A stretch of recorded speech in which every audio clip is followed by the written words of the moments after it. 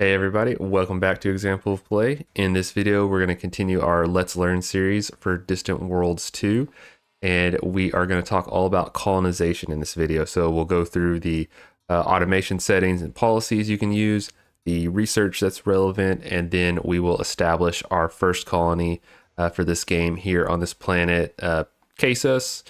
That is a good candidate for a colony, the first one we've found so far in this game. So let's jump right into it. All right, so as always, first thing, let's go to our Empire tab and then to Policy Settings and then down here to Colonization. So under Colonization, these settings are strictly just looking at establishing a new colony. So like sending a colony ship out to establish a colony, and then we'll look at managing the colony separately, which has a lot more options.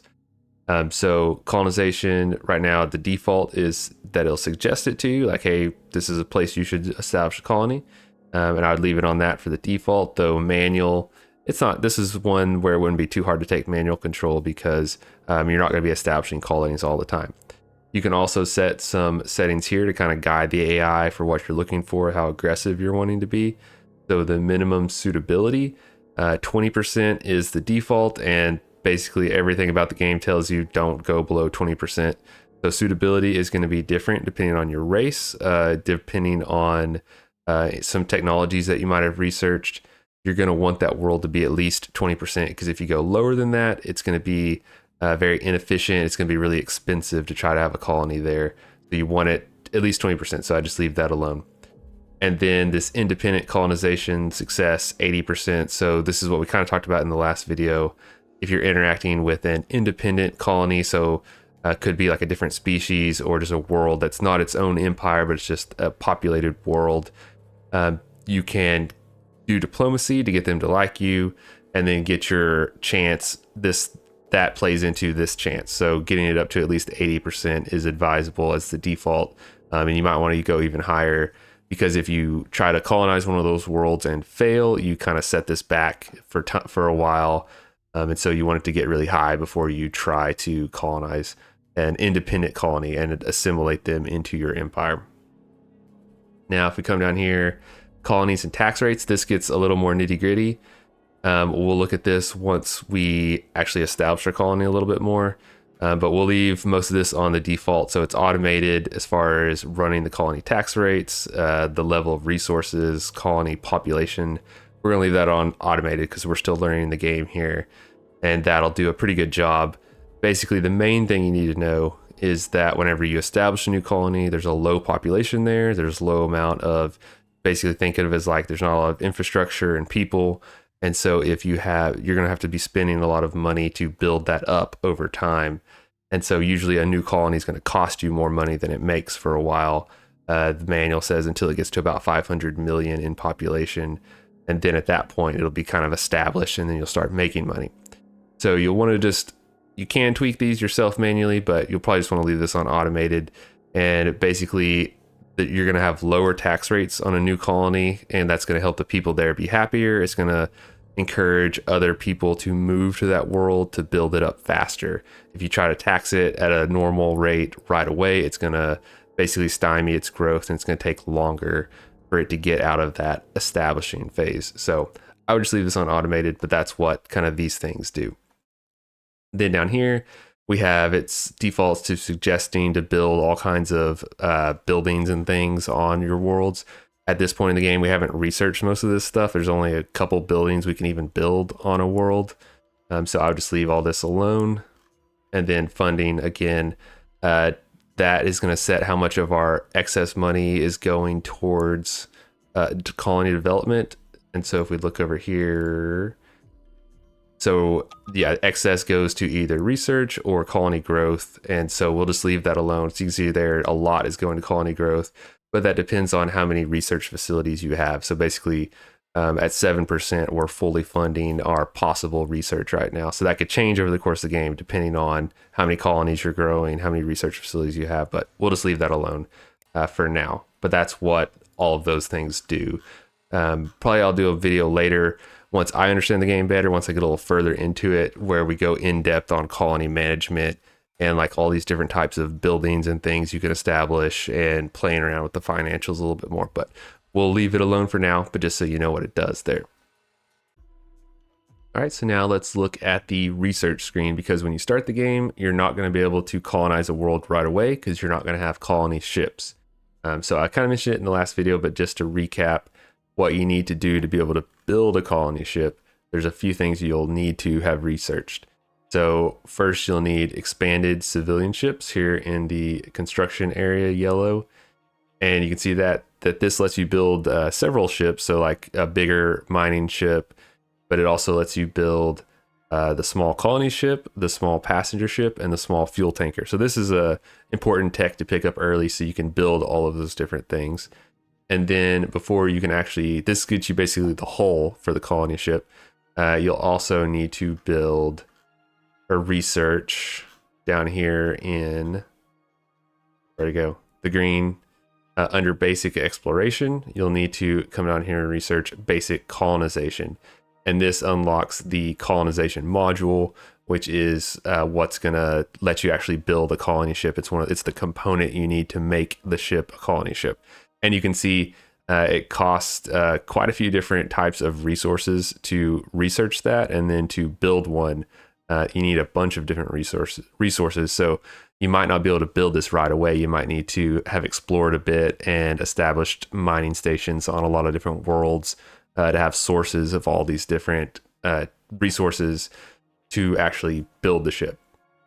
Now, one other thing to look at while we're on the research screen here. So passenger ships was one of the other ones here. So your colony ship is like kind of like a one and done ship. It's going to load up a bunch of people, take them to a world, and establish a colony there. But to grow your colony, you're going to need more of your people to move there. So just like the resources in distant worlds, the people are like a actual detailed thing that they're on this world. There's this many people of this race on this world, and for them to appear on another world, either they need to be born there over time, growing your population, or they can migrate there. So a small passenger ship is a private ship, so it's not one that you can directly control.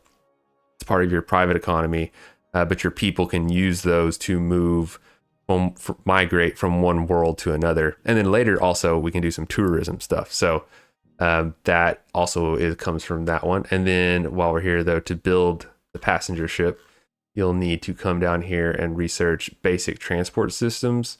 And that will let you build the troop ship, which lets you move around troops, obviously, which we're not going to worry about for this video. But then also the passenger compartment, which you'll need to build the passenger ship. So we're going to go ahead and queue that up for research now, since once we get this colony established, we'll want to be able to have people start moving there. So I'll queue that up and it'll go. We're almost to frigates on this research, so we'll let that finish first. Now, one little tip, totally aside from colonization, but on research, I've talked about in the previous video about doing the crash project where you spend money to speed up research. One thing I didn't mention was if you do that, one of the other benefits is that it locks in that colony. Well, one of the kind of negative is that it locks it in. You can't change what you're researching until that one's finished, but also it prevents that project from getting a critical failure. So it's possible that you could get like 90% of the way of researching something and you randomly get a critical failure, and it sets it back and makes it take more time. But as it gets closer to being done, doing the crash project costs less. So it might be worth the investment of a few thousand credits, like on this one where it's pretty close to done, to pay a little bit of credits to lock it in because you're almost done with it. It's going to make it go faster, and it's also going to prevent it from getting set back by a critical failure. So just a little tip there while we're on the research screen. And then I think that is that's all the research that we need to build the ship. But while we're here, we'll also talk about colonization. So we'll look at this in a second on suitability of worlds. But after you do basic colonization, you'll see a bunch more here pop up. And these are ways you can make worlds more suitable. So there's one basically for every different type of world. So like continental, temperate, marsh, desert, so all the different ones. And if you research those specific technologies, it's going to make those types of worlds that fall under it, basically makes their suitability go up. So like +4. So if a world is borderline being suitable, being that 20% that we're looking for, that 20 rating, this could bump it up +4, researching this, and make it go from being kind of borderline to being good.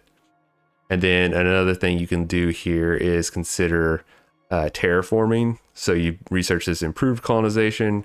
It's going to get you a better colonization module, which lets you send more people at once to establish the colony. And then also the terraforming facility, which can also gradually improve the suitability of a world. But that's a really expensive endeavor. It costs a bunch of money to build it, and it takes time to run it, and costs quite a bit, $7,500 a year just to have it. So that's an option there, but we won't worry about that for this video. We're just going to find a colony that's already suitable before we worry about trying to terraform. Okay, so those are the main things from the research screen for this point in the game of just understanding the ones relevant to establishing a colony. All right, so now let's just say we've got the research. How do we find one of these worlds to colonize? Well, you're going to have all your exploration ships out like we've been doing over the last few videos. And you can see we've explored quite a few worlds. And once you find some that might be suitable, they're going to pop up here under this tab, so colonies. And this is going to give us a lot of great information. And just like the other things, let us manage some of it from here if we want to.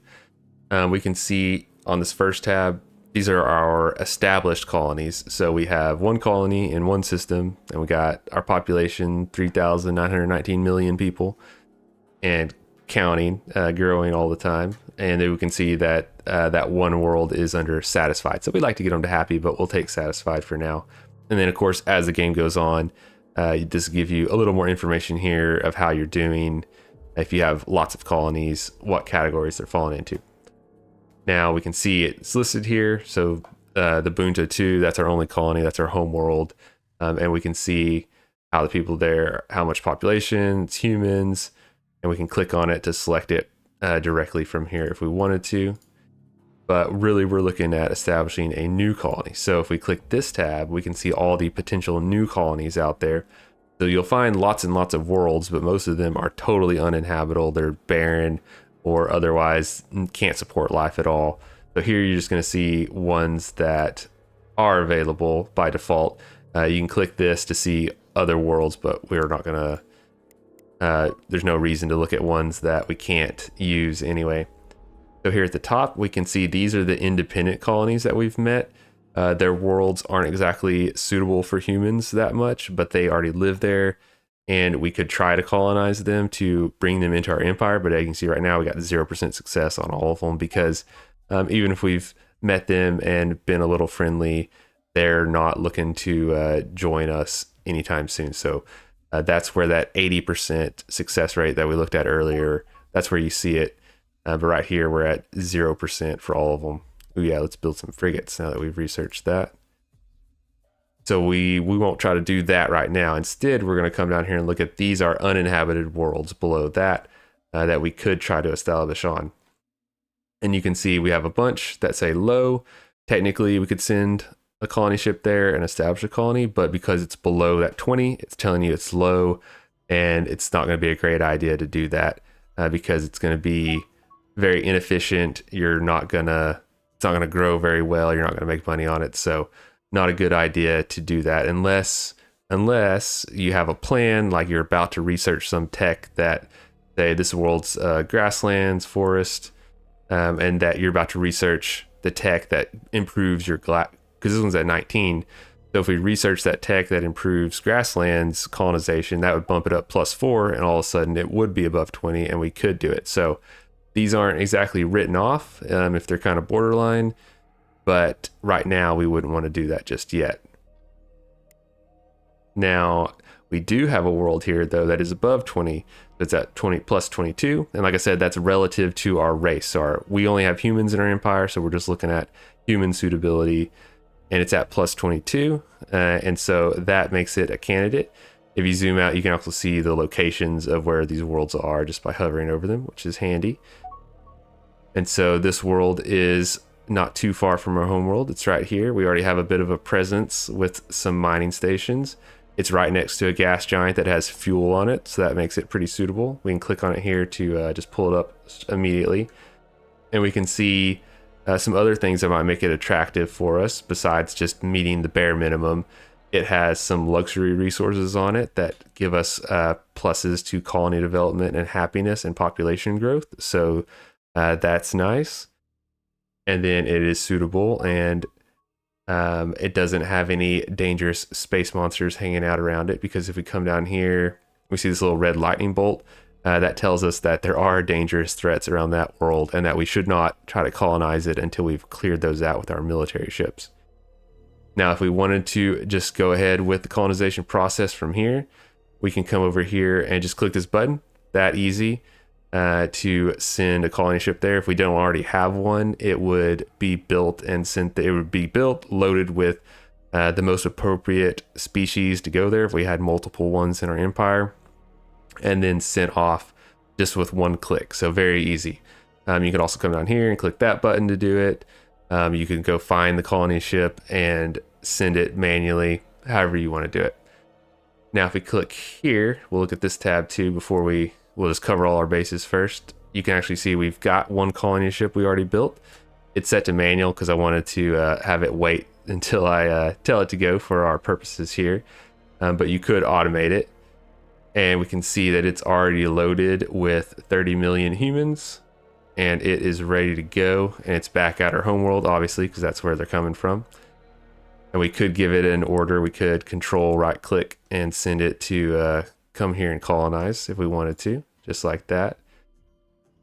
And then generally, though, we probably don't want a lot of colony ships hanging around because they're loaded with 30 million of our people, pretty vulnerable targets. So we don't need them unless we're going to use them. And then before we do that, though, we'll come over here. So planetary facilities. So this is just related to our colonies in general. We can see the facilities we've built, which right now we've basically just got the stuff that we started the game with. We haven't researched too many things that we can build yet. And then artifacts. So artifacts are going to be like special items that you're going to find through exploring. Right now we just have this one, that's related to the Ghost Fleet base we found, which is sort of like a storyline thing for the humans.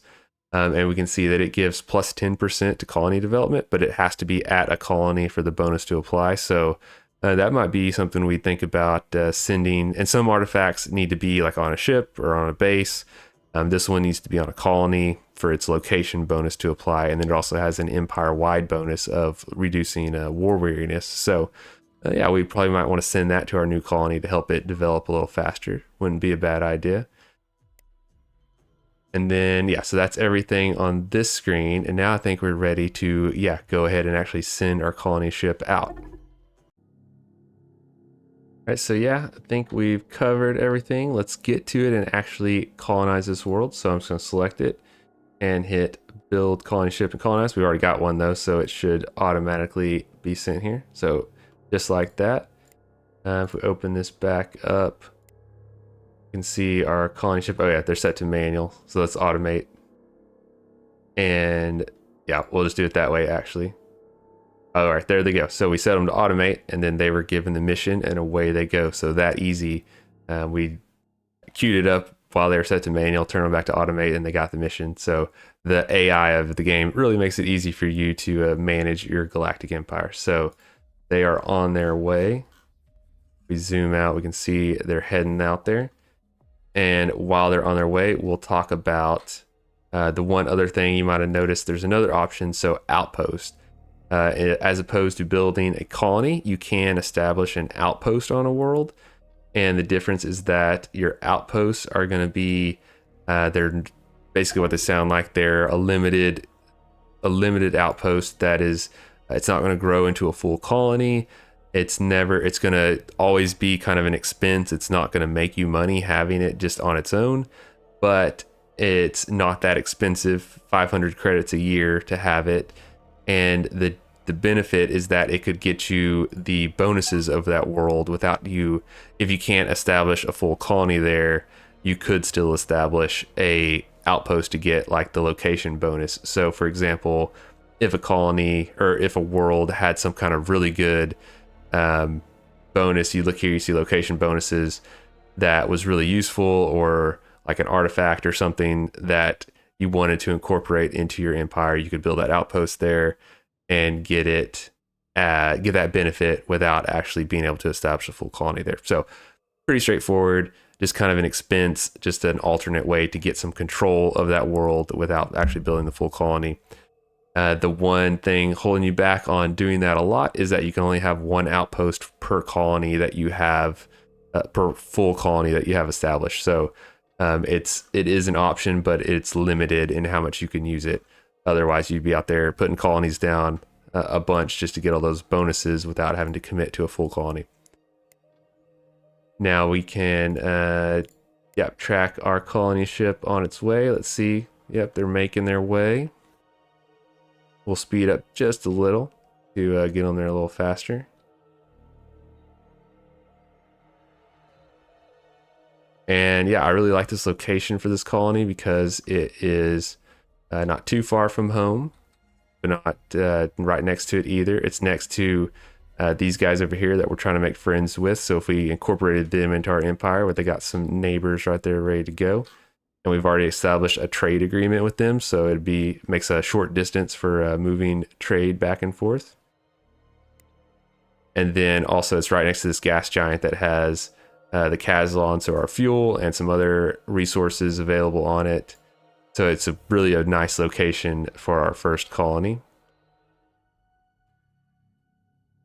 And then, yep, it's approaching, and we'll let it get this colony established and get up and running with our humans spreading to their first new world.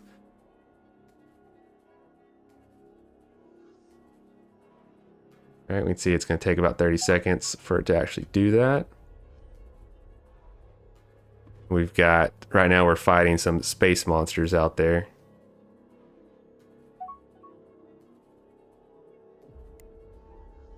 The AI, now the AI, it's good at most things. So far when I've been playing, I haven't been too impressed with some of its decisions militarily as far as like the space monsters, because it seems to enjoy sending a few ships off to get beaten up by space monsters instead of massing forces to knock them out really quick. But we won't worry about that right now. All right, so we've established our new colony here. And now when we click on this world, we've got all of our information here that we are getting. We've got humans there, the 30 million that we sent. They'll start growing, hopefully. Look, migration inflow. This world is very appealing for new migrants because our tax is going to be set really low.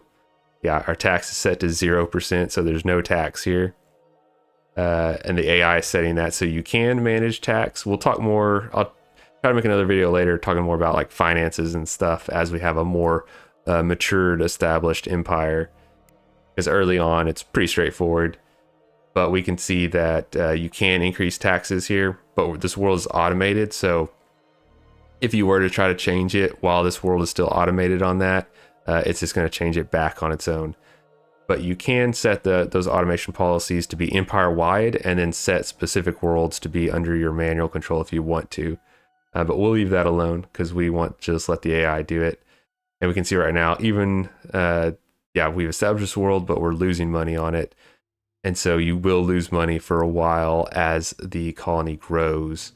And then once it's established, we've got lots of people there, then the tax rate can start being titrated up a little bit at a time until we are able to make some money off this world. Got some more pirates out there. Now we're starting to get a little stronger. We've researched some higher tech military stuff. We're researching some missiles right now. And that before too long, maybe we'll stop letting these pirates manipulate us around, other than the cruel rock gangsters, because they're humans, so we kind of like them.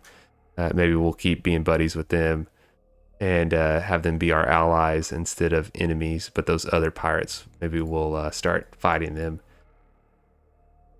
Looking here, you get a lot of good information. We have some troops on the world already, so that's automated. we'll let the AI worry about building those ground forces that we want. Some troops available. I'll probably have to do a whole video on ground forces and that kind of stuff in a future video too. Now looking down here, without getting into all of it, you do have some buttons here we haven't talked about too much before besides the tax thing. We could set this as our new capital, which would probably be a bad idea to do right now. We could abandon it and allow it to become an independent world, which, I don't know, there might be circumstances where you want to do that, but not for this one for sure. The troops, we'll leave that alone for now. Building facilities, so like I said, we haven't really researched a whole lot of stuff we can build. We can establish a planetary administration center, which we'll probably want to at some point, but we don't need that right off the bat necessarily. And then ships and bases, well, we can't build anything here because we don't have most of the resources that we need to build it. Because if we look here, research shortages, we can see that, and this is all automated. You can manually set these things too if you take control, but right now, basically, there's nothing here because we just got established. We brought the colony ship itself, like provides the resources, to build your initial population infrastructure for them, but it doesn't bring along all these other resources. So we'll have to wait a bit for our civilian freighters to start hauling stuff over, which I wonder if we zoom out, if we'll see any change in our traffic of freighters coming this way to supply it with resources. Probably take a little bit because they got to go load up first and then come here.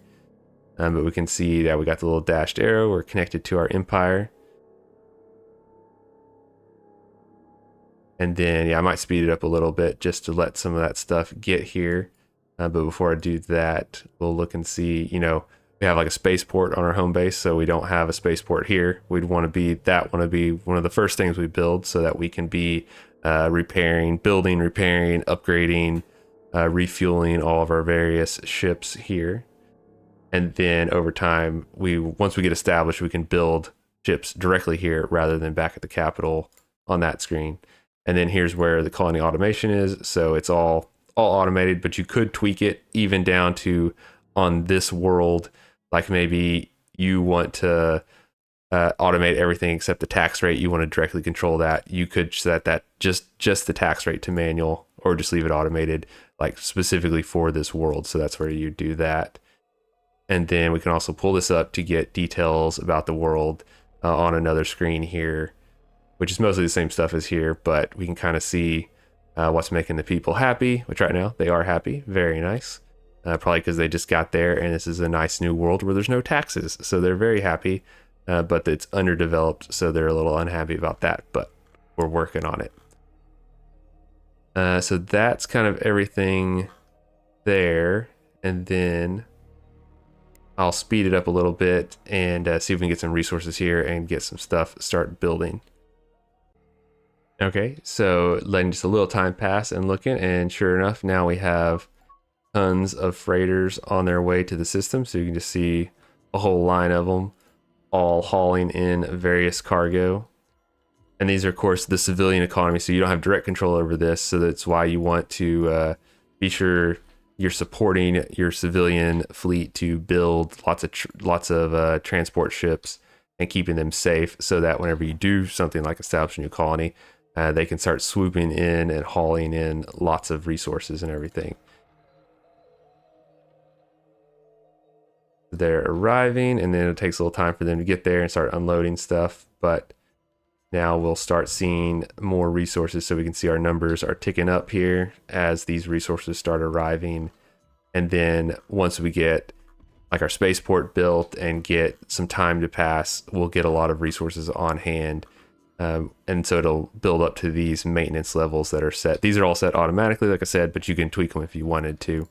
But we won't worry about that for now. We'll just let the AI handle it. But yes, a really cool thing about the game is that, yeah, you establish a new colony and then you have to actually wait for these freighters to haul resources there from your home system where they've been readily stockpiled for a long time. Yeah, tons of them on the way. All right, so I'll jump ahead a little bit more too, and then we'll get like our first spaceport built here, and then I'll see if I can think of anything else to cover for this video. All right, so after rolling the clock forward just a little bit, this world now has enough resources. We just need 6 necrostone to show up here so we can build a spaceport. So hopefully there's a transport ship on its way here with some pretty soon. We got some out there somewhere. But while we were waiting, the Manabu, the world here, oh, well, clumsy screen, going back here, this one that's occupied by that's some Tikan population. They have gotten really happy with us because they kept our diplomatic advisor kept saying, hey, we should send them some money. We established a trading agreement with them, and now we bumped up how much they like us enough that just like that, we come to the colony screen here. What was 0% success is now 100% success because we just sent them some money, made them happy, and now they want to join our empire.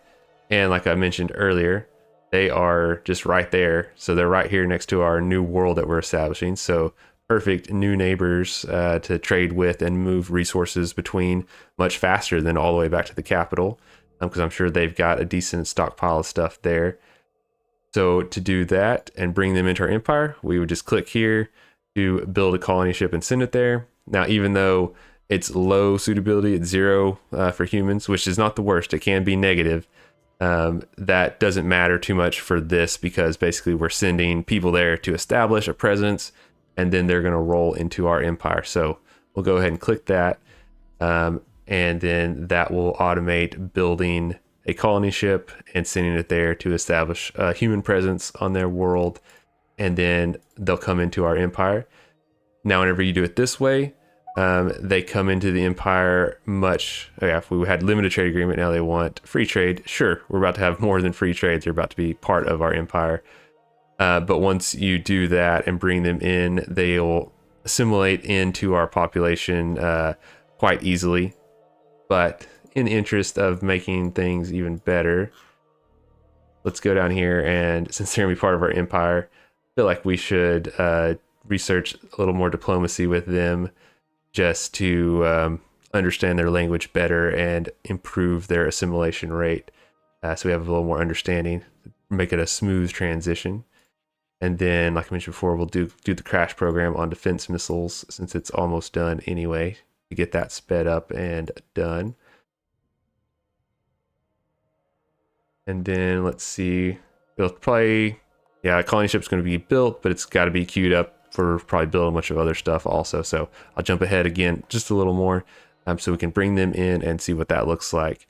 Before I forget, mention that, so one of the big advantages that was pointed out to me of bringing in one of these independent colonies is that, like, there's other empires out there that are other races, and you're gonna have a harder time convincing one of their worlds to join your empire because they're more firmly established with their empire. But these independent worlds, if you bring them in, we get a population that's not human. So these Tikan people, they'll become part of our empire. They're part of our citizens, and they have different suitability for colonies. So we might be able to come here once we get them in and see that, it's not, maybe a world's not suitable for humans, but it is suitable for them. And since they're part of our empire, we can build a colony ship, load up some of them, and send them to a world to establish a colony there. So basically making our empire a little more diverse and getting a few different species mixed into it makes it easier for us to expand because we have more options of which people are going to live on which worlds. So that's an important tip that was pointed out to me that I hadn't even realized at first. Okay, so that said, now I will, skip ahead a little bit and we'll get these guys into our empire, and that way we will have established both a new colony from scratch and folded an independent world into our empire. All right, so jumped ahead a bit. I noticed my colony ship got built and on the way, but it took a little while. And in that time, our success chance with the planet actually dropped. So it was 100%. That faded because we had given them a gift. That was part of what got them to like us so much. But that fades over time, how much that helps you. And you can see it dropped from 100% to 57%. So And your colony ship is, besides it carrying 30 million or more of your people, it's also really expensive. It costs like 42,000 credits to build. So we don't want to waste our opportunity with them and set this back. So I decided to wait a few months because you can't immediately give them a gift again. But I decided to wait a few months, and now it's been enough time. Our advisor says, let's gift them some more money. So I'll do that. This is just to highlight that that chance can fade over time. So now we've given them that gift, and we bumped it up to 86%. So we will go ahead and take the opportunity. But we've already got our colony ship there and ready to go. So I might have to take back. I said earlier, you wouldn't want to build a colony ship unless it's gonna be used, but you might want one on hand for such things like this because it does take a little while to get them built and out and about. But now we're still at 80%, so that should hopefully be good enough. And we'll send in our ship to try to get a colony established with this independent world.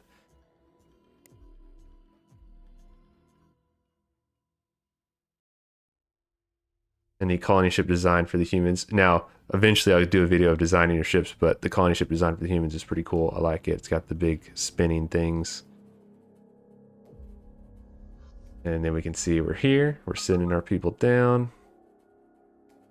Oh no, we've got an outbreak of Hecatos fever. That's not good. A plague that could spread to other colonies. No, that's not good. There are some things out there to help with dealing with plague, but I will save that probably for the kind of in-depth colony management video when we get to that. When we have more colonies to manage. Oh, they resisted. Well, that's no good. So just like that, we went from 100% dropped down, and then even with the 80% chance. So if I'd had that colony ship just sitting there waiting at when it was at 100%, we would have colonized for sure, but now we've made them mad, which, okay. They asked us to colonize them before, not too long ago. They sent a message saying, hey, send us a colony ship, we're at 100%.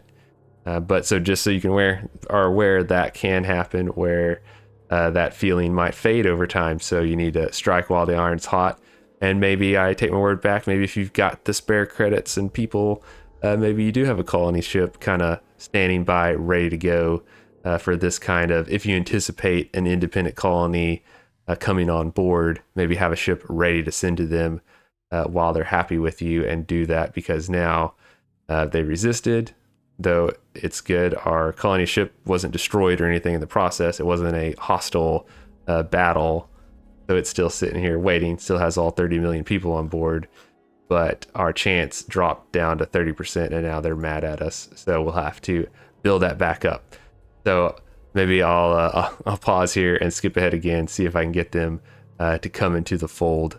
I'd like to end this video with doing both types of peaceful colonization. There's the other type, which is invasion, which we'll save that for probably the video. I'll do a video on like ground troops and stuff, and probably invade somebody for that video. But let's jump ahead and see if we can make these guys happy and bring them into the empire. All right, so after a little time passed and they got over whatever caused them to get so upset with us, our success rate ticked back up, and then we sent them another gift, and now we're at 100%. So we're going for it. We got the colony ship right there, ready to go to send our people down. And there we go. All right, we have successfully colonized the independent world of Manabu, populated by the Tican, and they are happily to join our empire. So let's take a look at what that looks like for them. So yeah, we are going to let the AI automate it, but now we can see the population is a little different. Where before it's just straight human on our worlds, we can see it's got others being our humans. So we are now part of the population there. So of course this world was not super suitable for humans, so we don't expect the human population to take off here, but it is growing a little bit. So you can see there it's growing 6.5% versus their 13.2%. And then assimilation, they're 92% assimilated into our empire, the Ticans on this world. And that's because we peacefully brought them in. We didn't invade and force them to join. So they're most of the way assimilated already because they invited us to come there. But then doing that research just to get this basic level got us a plus 20% assimilation rate. So probably worth it. These basic ones only take a year baseline to research, which is not too much compared to some of these. Like going to the next level, that's 9 years worth of research. So a much bigger commitment there. But getting the basic, not too bad, will help bring them on and makes them like us more, just from them appreciating that we have made the effort. So yeah, that's the main difference there, being able to see those people. And then we'll go to our colony screen and see these are still showing us just human levels.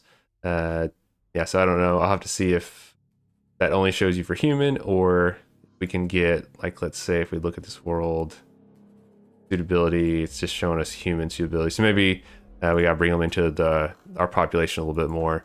But eventually, one of the things that is helpful of having multiple species in your empire is that you can send them off to colonize worlds that maybe your main race, your humans, aren't so good for, that they might be good for that.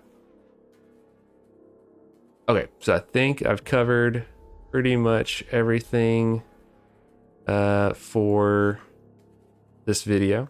While I was waiting, we did encounter another independent colony, and it's actually plus 15 for humans, so much better than some of the other ones. See where they are. They are a little further away, though, all the way over here. And see, now we've got some more dashed lines showing that we have connected some more places into our empire. And so we've got a little empire going here. We've expanded beyond our home world. We've established not just new mining stations and things like that. We are establishing new worlds for our people, connecting them. We can see, oh yeah, tons of transports on their way to come here and get stuff done. So we're just adding to our capacity. It looks like actually most of those are on their way to retrofit. So coming there to get upgrades and things. So we're adding to our capacity to build new ships, to upgrade them, to have more population, and eventually to have more money, more everything, basically. And then, yeah, back here at this world, checking on them before we leave. I did get the resources here to start building the small spaceport. So it's still under construction. Takes a little while to get that built. But once we get that established, that will let us build ships here faster, do everything that we need for our spaceport there on this new world, pushing out the borders of our empire and letting us have more influence, which we'll talk about. I'm not sure what the topic for the next video is. I'll have to look and see what fits, but one thing might be spreading our influence and that kind of thing. And then maybe also being a little more hostile. We'll see how we feel about that for the next video. But anyway, that's enough for this one. Thanks for watching. Make sure you hit subscribe to keep getting these Distant Worlds learning videos as I learn the game along with you. And we have fun doing it. And yeah, this game, I kind of bounced off it the first time I played it, but the further I get into it, the more I like it. And it's going pretty good. We've also got some threats of that, like there's a hive thing out there that might wake up and come attack us at some time. There's going to be, right now it's been pretty peaceful so far, but eventually I'm sure we're going to run into some trouble. So we'll have videos about combat and that kind of thing as well. Anyway, all right, gonna step away for now and see you next time. Bye.